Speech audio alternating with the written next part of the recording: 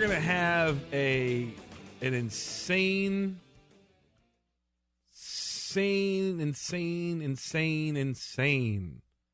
amount of back and forth in this gubernatorial race. I mean, it really is. It's gonna be crazy. It's gonna be crazy because there's gonna be, I think, right off the bat, depending on, you have the winner of the Republican primary, you've got the winner of the Democratic whatever. I think there's some couple Democrat, but there'll be a primary, all right, assuming that's a governor. So you got two there, two independents. That came, and then recently Matt Brown's kind of thinking about, although he's kind of into it. So you look at three independents. So you're gonna have at least five people. God only knows whether or not there'll be more independents. And so there's going to be a lot of people vying for your vote, vying for your ears, vying for your attention. And so you're going to have a lot of commercials. You're going to hear a lot of, debates and interviews. And one of the commercials you've heard today, if you've been listening, started early this morning, as a kind of an introduction to people who don't know him. People in this audience tend to know who he is. Former state representative Joseph Trillo, who's now announced on this show several weeks ago that he's going to run as an independent. He put out sent a letter to the United States Attorney General and the U.S. Department of Justice last week or 2 weeks ago, asking the Attorney General to look into the sanctuary state status of the state of Rhode Island. Now, sanctuary cities and whatnot, there's no real definition of it in terms of, like a legal definition of it. It's kind of just known. Some places have adopted sanctuary state status or sanctuary city status. And for those of you who don't know what that means, all it means is that basically what happens is we have these sets of laws that are put into place. Sometimes as a package, sometimes one by one, that allows for life to be made easier for people who are illegal immigrants. Illegal aliens will exist in a place, and they can either have a really easy time of living, to have as much normalcy as the average citizen has, or they can sit there. They can have people who are watching out for them and are trying to cooperate with federal law enforcement to get them out of the community. In Rhode Island, as a matter of fact, we always had that clip we used to play of the former colonel of the Rhode Island State Police, Brendan Doherty, who said this, Rhode Island's not a sanctuary state. Boy, have times changed. So joining us on the line about his letter to the United States U.S. Attorney's Office, and also to the about his commercials, State Representative Joe Trillo, independent candidate for governor. Rep, how are you? I'm good, Matt. I'm good. Good to talk to you. Yeah, you too. Thank you. All right. So first, let's start off with the letter to the Justice Department. Tell everybody what the letter says and what you're trying to get out of it. Well, basically, the letter simply says that I'm calling the attention of the Attorney General to look into what's going on in the state of Rhode Island. We've become a sanctuary state, and to define a sanctuary state, I think it's when you protect illegal immigrants. I think that's the proper definition of a sanctuary state or a sanctuary city. And of course, the way we notice it at the worst level is when we catch somebody, that is, the police catch somebody that we know is a criminal who's been either a felon or certainly wanted for something serious, and we don't turn them over to the ICE agent. In the case of the prison, I have a copy of a letter that was sent out to all the prison guards. Mm-hmm. As a matter of fact, I think I brought it with me the day I came to make the announcement on the show. And that letter was sent by prison officials to all the prison employees, including guards, instructing them that under no circumstances should they ever help or turn over any criminals to ICE agents. So what I really would like to see the Attorney General do is, why are you taking on the state of California? Come to Rhode Island and take us on. We're small potatoes compared to the state of California. And we're headed right down that path because that's the way our governor wants to do it. That's the way basically the Democratic Party that's been hijacked by the progressives wants to do it. and everybody's afraid to take it on. So I'm going to take it on as an issue. Well, you know what's interesting is I'm sitting here and I'm looking at this, and we've talked about this for years, right? I mean, this whole idea of what's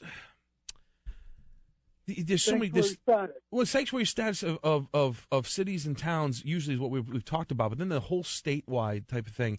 I don't think that people, and this is something that you may be able to get a lot of ground on, Joe, as an independent, because I think depending on the person, an individual, I don't think you can go by party status on this. It's a fundamental fairness issue where, there's a lot of reasons why people come across a border, why they may overstay a visa, why people, sneak into the country for a better life.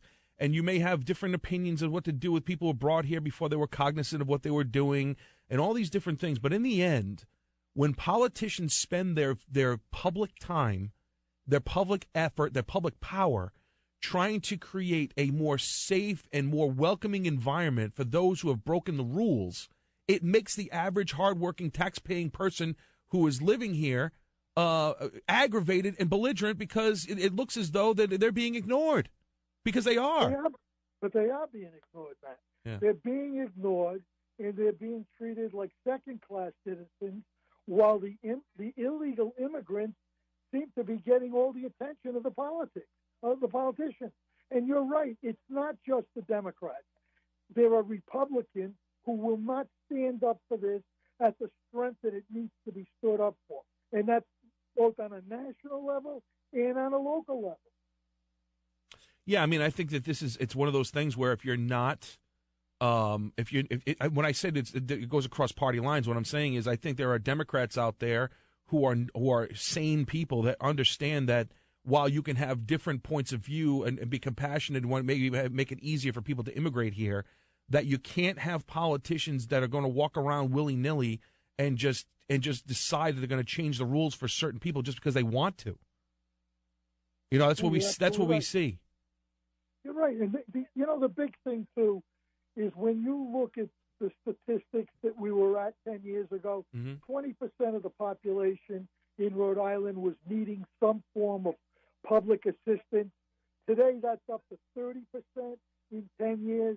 If we continue down this path to keep a welcome mat out for people that are the poorest, coming from the poorest country into Rhode Island, because we're such a generous state, it's going to kill the state even further than it's being killed right now. All right, so what was your hope of getting the Attorney General's attention on this? What do you think is going to happen? Anything, or is this just like a political thing to put out there, say, hey, I wrote a letter, let's talk about it? Well, my hope would be that it calls his attention to the fact that little old Rhode Island is out there with this sanctuary state status. We have cities like the city of Providence, and recently the town of South Kingstown, who have also come out with this sanctuary city status, town status. And this is the kind of stuff that needs to end. And if the Attorney General is going to go out and attack the state of California, he should take a hard look at Rhode Island. We're a lot easier to attack than California. Well, what are the ramifications? I mean, so he looks at Rhode Island, and what happens? What can he do about it? I would think that he could go as far as arresting some of these state mayors in the cities and so on and so forth that are obstructing justice. I don't think he wants to go down that route, but if I were him, I would have arrested the mayor in California who actually tipped off the illegals that the ICE agents were planning a raid. Yeah, well, when you get into that area, I mean, so you want to advocate for people, for mayors who promote these things to be arrested? I mean, that specific instance, when it comes down, you do, including the governor. I think she should be arrested. So hold on, let's. Your phone's a little hinky. Let me hear you say that again. You think the governor of the state of Rhode Island should be arrested by the Justice Department? If she's protecting illegal immigrants that are violating federal law, I think she should be arrested. She's breaking the law like anybody else. In what way? Like what has she specifically done that she should be arrested for? She's protecting a criminal from being apprehended. So she'd rather have them roam the streets and create crimes again, rather than tell her state police to enforce the federal laws. Well, I don't think that's a crime that can be arrested. That's not arrestable, right? I mean, so this is where this whole thing goes off the rails. Obstruction of justice, Matt, is arrestable. Yeah, I mean, but the immigration violations usually are civil issues. They're not criminal issues, right?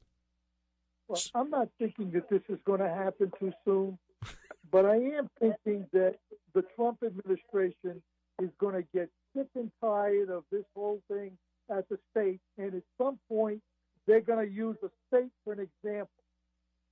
Well, what I would love to see is for the people to get sick of this first and demand it from their politicians. That's what I would love. Because I think the people are sick of it, but the problem is the average person doesn't want to come out and publicly talk like I'm talking right now. Well, I mean, listen. Yeah, I mean, listen. I don't know if it's legally possible to arrest politicians. I mean, the situation you're talking about, warning them of raids in public, that's a different situation. I think that's obviously an obstruction of the ability for a federal agent to do their duty. I mean, that in and of itself. I mean, but creating policies that are, a statewide policy and how to interact with people who are illegal aliens in the state, I don't know if that rises to the same level because it takes a whole governmental process to actually go ahead and make it happen, right? So if you are the governor and you issue an order to the ACI in Cranston that under no circumstances should any prison guard or any prison official, under no circumstances, should they turn over anybody to ICE agents, you don't think that's obstructing justice? Well, I don't know if it's I think it's wrong. I don't know if it's legally obstructing justice. I don't know if you can get a charge on it, is my point. Well, we have to, that has to remain to be seen, whether or not charges will. Oh yeah, please don't think I don't think it's bad policy. I mean, it's horrendous policy. This is the whole point, is that you have these stupid regulations that are that are in the murky area of discretion when it comes to what, do you have to cooperate with federal authorities? Not really. It's not your job, but you can. If you do, it's helpful. I mean, to have law enforcement agencies turn blind eyes to people, to crimes and to individuals who are already in prison in this case, in order to score political points, is the abdication of responsibility and, quite frankly, damages the people's confidence in the ability for any law enforcement to do their job. This is the whole point why I bring it up. It's terrible. This is why we don't have one voice. You have literally along party lines very often people just deciding what laws they're going to follow and which ones they're not. It destroys the bedrock of our whole the whole legal system. No, you're right. I mean, and one of the big problems is like this Providence Community Policing Act. It's a terrible act. It was put in place to protect illegal immigrants. And if you read it, you can see that that's what it does. Joe Trillo, independent candidate for governor, wrote a letter to the Justice Department hoping for some action on the sanctuary status of the state of Rhode Island. Thinks the governor and other politicians who enable illegal aliens to exist in Rhode Island or obstruct justice should be arrested. Joe, we're talking about this issue, and this is something that's going on forever. We have so many different things. We have Link Chafee, his whole thing where the Board of Higher Education made it so that illegal aliens get in-state tuition. We have the refusal by not only Providence Police but by the state police to cooperate with ICE. You talked about the Community Safety Act, what they call it now in Providence. So I think there's a different word for it now that talks about that.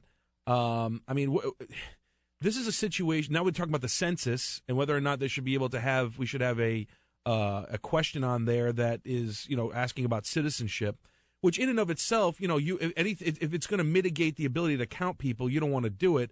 But at the same time, it goes to show you that we have the people out there who are running around like crazy screaming about this. We have a huge population of people that would fall under that umbrella that we have to pay for.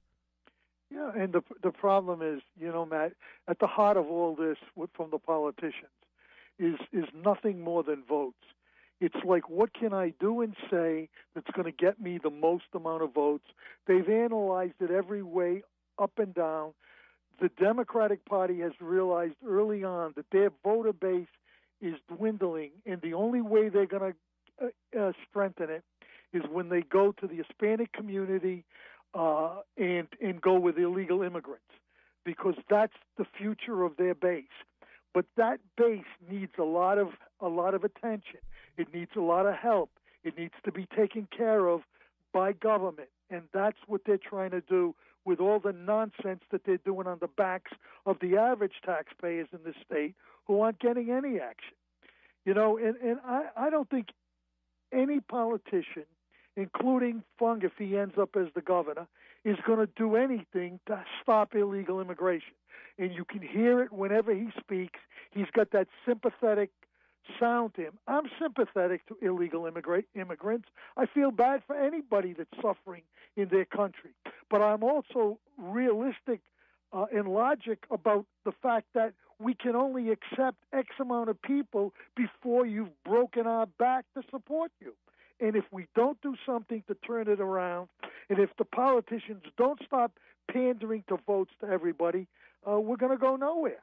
What is in your ad, you talk about the amount of money it costs it costs Rhode Islanders every year, the illegal immigration problem. What's that number? Where'd you get it from? $272 million a year.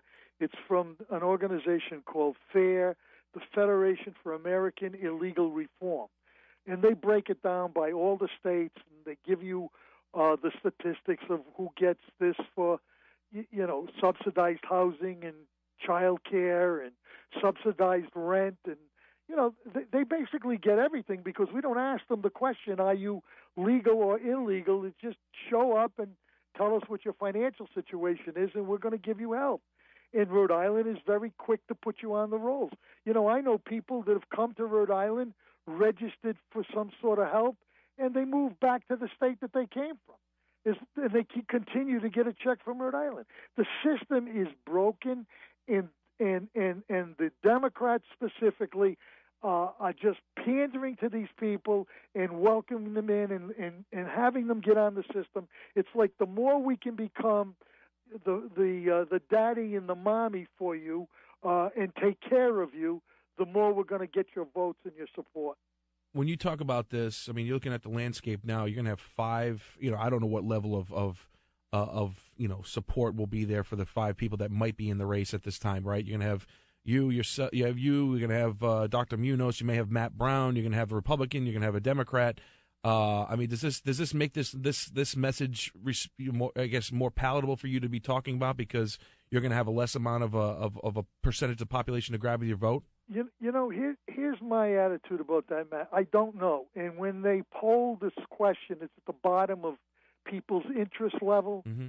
They poll when it's a pollable question. But I'm not going to run a conventional campaign. If they don't like my message, don't vote for me. I'm not the easiest guy to like. I really am not. I know that. Some people say I'm too loud. I'm too outspoken. But if you want to clean a mess up, I'm the guy you call. Well, I think it's fascinating. You put the pick in the pockets audio in your ad. Yeah, and you know what? That made people on my own committee shiver. They said, "Oh, don't put that in. Don't put it in." It's going in. I put it in. It's going in. That's who Joe Trillo is. I'm a fighter. I can't be a pansy. See, I like that kind of stuff. Everybody else gets mad, but I like that kind of stuff. That makes me smile. It makes me laugh. I like a guy like that who's got guts. And who's gonna, who's not afraid to say what it is and call it out and be belligerent about things. It's one of the reasons why I used to love playing all that stuff on the radio.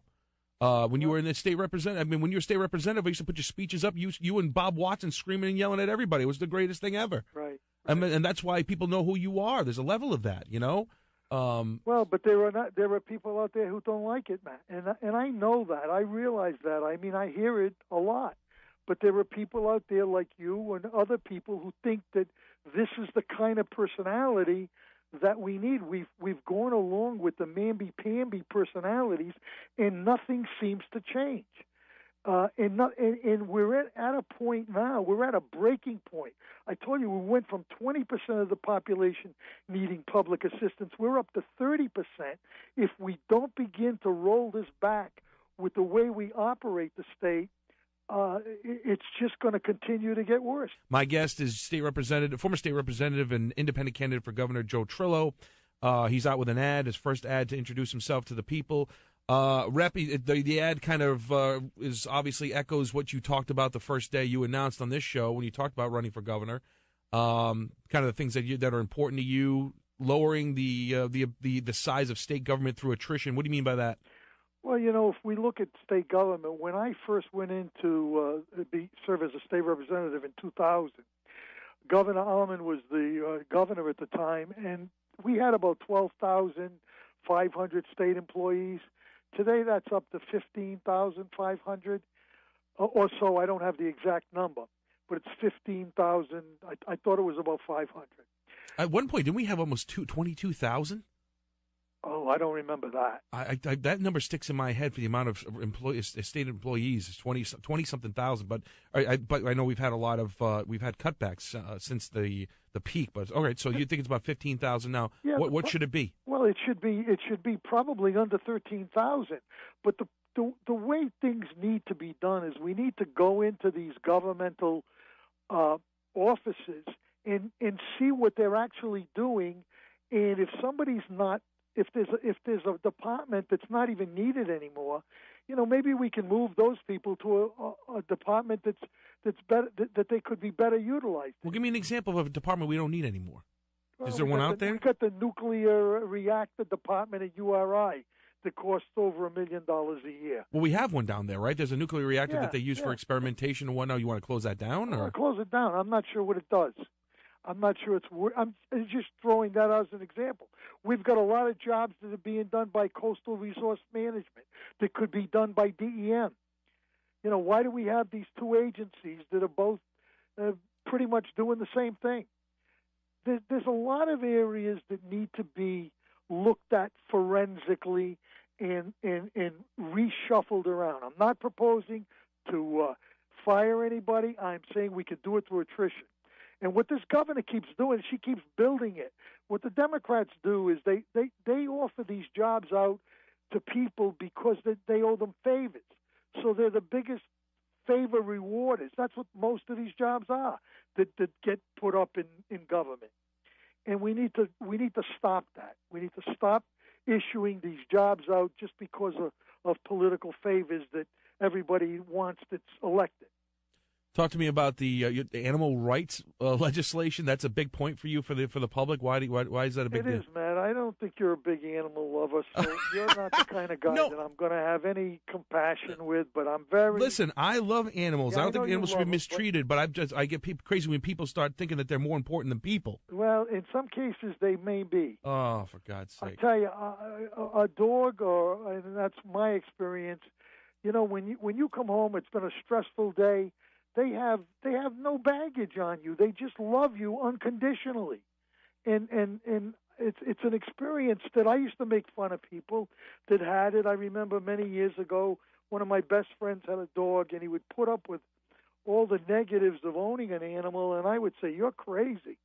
Well, until it happened to me, I realized how important it is. And then we've got all these idiots out there who torture animals and treat them severely. I'm talking severe cruelty. And what happens is they get a slap on the hands. I want to go after these people. No more slap on the hands. This is a preview of coming attractions. Most of those, I don't know if it's most of them, but a lot of them go on to hurt people. And there needs to be a real stiff penalty. I'm talking even jail time.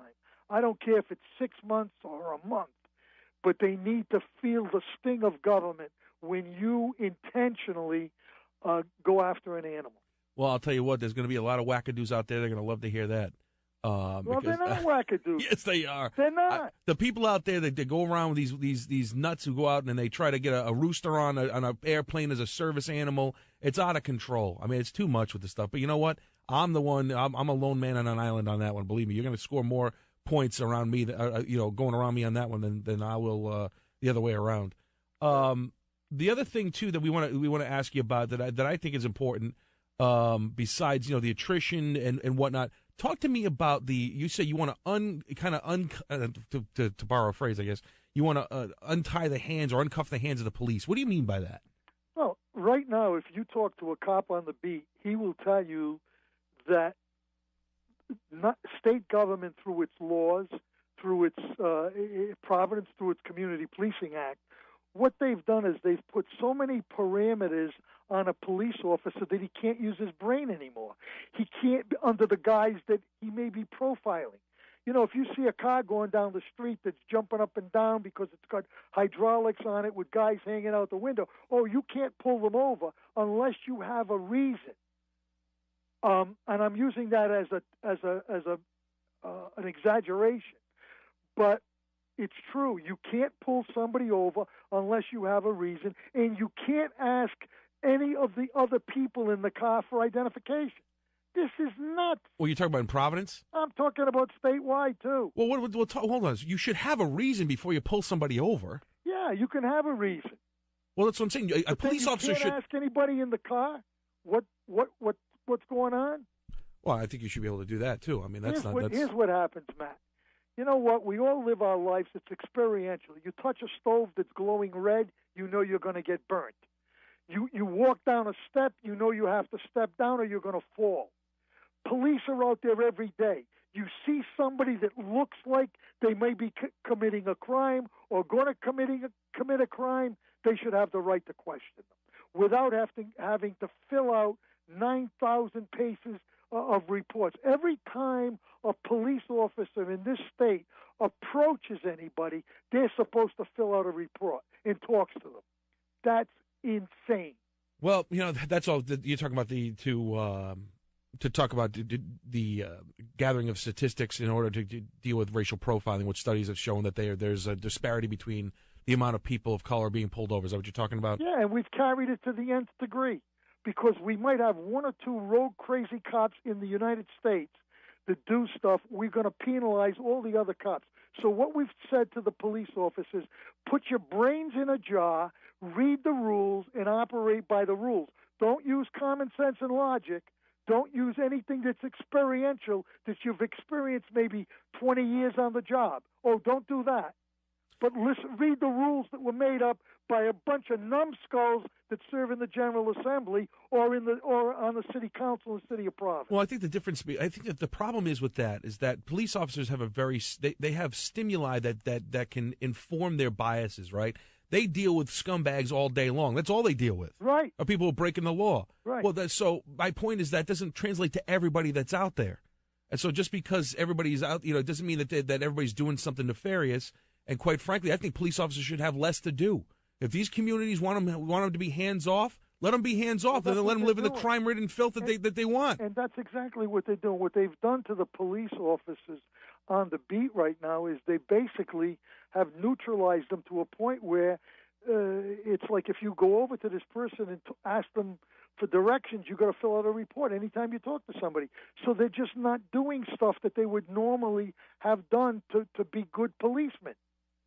And it's stupid when you have non-law enforcement people telling law enforcement what they think is the best way to function. As I'm sitting here talking to you, I'm completely distracted because whoever's taking over your Twitter handle here has just tweeted out a picture of you with two little dogs. One of them's wearing a dress. Yeah, those are my granddogs. How can my daughter's nuts. She dresses them up almost every day. What am I supposed to do about this? They are the cutest little things. They're two little Shih Tzus. They're both chocolate brown, and when I go over the house, oh my God, I get on the floor with them and I play with them for hours. Doug just dumped you saying Shih Tzu. Why did you do that? Yes, you did. The button is off. Shih Tzu. Shih Tzu. Shih Tzu. It's the name of a dog. He thought you said a bad word. For those of you who are out there that didn't hear it, Doug just dumped Joe Trillo saying Shih Tzu. Shih Tzu is a type of a dog. And you can see a picture on Twitter. Good God. You're literally sitting there with a dog with a dress on you, and you just put that out for public consumption. Yeah, I know. I'm sorry. I don't. That shouldn't have probably gone on. You know, when you will let them win you over, let me tell you, it's unbelievable. I mean, and I carry it. It's not that. My wife had a wreath on the door on the garage, and the birds made a nest in it, and she took the wreath down while the eggs were in it, and we had such an argument this weekend. You can't believe it. She ended up putting the wreath back up on the door with the eggs in it so that the birds could continue their life to function while they're defecating all over my door. So it becomes like a religion. I mean, I don't know. Oh, Joe, what am I going to do with you? Put you in the governor's office. Let's put you in the governor's. You put me in the governor's office, I'll straighten this state out, man. I will straighten this state out. And well, I can't necessarily say I disagree with much of what you said. And you know, the police thing. You know me. I don't want any of these speed camera things. No, I don't like the speed cameras either. That's different. That's ripping people off. Well, so what happens if you're governor? You're going to advocate for these the laws that allow for municipalities to use red light cameras and all this stuff. Is that gone? If Joe Trillo, will you advocate for that? I'm not going to say that it's gone. I mean, I think there's a place for it, but I'm not sure we should have it the way it's set up right now. These cameras are at high schools. They're functioning hours when there's nobody at school. So you're telling me that a kid that's in high school doesn't know how to cross the street and look both ways? We need to have cameras there. You know, if you want to put a cop there to give people tickets, do that. Let's do it the old. But automated cameras, you think that there's a place for those things? I think possibly at the schools. If you're in an elementary school and there's a problem where there's people speeding by it, that could be a problem. So I don't know, Matt. I haven't got into that subject. I have to admit to you. So I don't know the statistics. I haven't listened to testimony on it. All I've heard is people that talk about it on talk radio. All right, which is where you should always listen to get your opinions from, for God's sake. You should always get your information yes. from talk radio. Thank you. Depends on who you listen to. All right, Rep. Thank you for your time. All right, Matt. Always good to talk to you. Yeah, we'll be listening and we'll be following what's going on here. I mean, obviously, this is going to be a very strange race. You're going to have everybody stays in, everybody that says they're in and stays in. You're going to have 5 people to run against, which makes it easier for you, right? Well, I don't know. It depends on the people. We'll see who's in the race. You're really not going to know until the signatures are actually gotten. You got to get out there and get 1,000 signatures. To get 1,000 signatures, you need to accumulate about 3,000 because they all have to certify. Right. And that's a monumental task. So we'll see who actually does that. All right, Joe Trillo, independent candidate for governor on all things illegal immigrant and everything else. Joe, thanks, man. I appreciate the call. I appreciate you calling in. Excuse me. I asked him to call in. Mine. All right, folks, react to that. You got to go on Twitter and see this picture. I can't even believe this. Out of all the things he just said, this might be the one that I want to concentrate on the most. And he's going to fight over birds that are going to the bathroom on his front door. Don't knock on the door. Go by the side.